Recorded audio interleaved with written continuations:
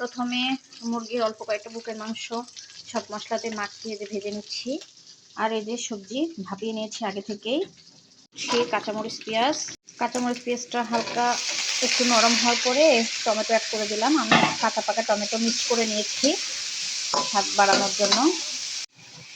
যে হালকা টমেটো ভেজে নিয়ে ভাপানো সবজিগুলো দিয়ে দিলাম। আগে থেকে সবজি সিদ্ধ করে রাখছিলাম। এখানে ফুলকপি, গাজর আর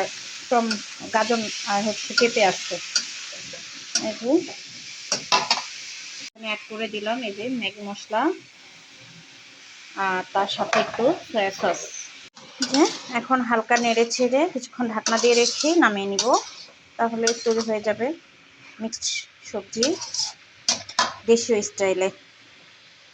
এই যে আমার মিক্সড সবজি রেডি, একদম দেশীয় স্টাইলে মিক্সড সবজি।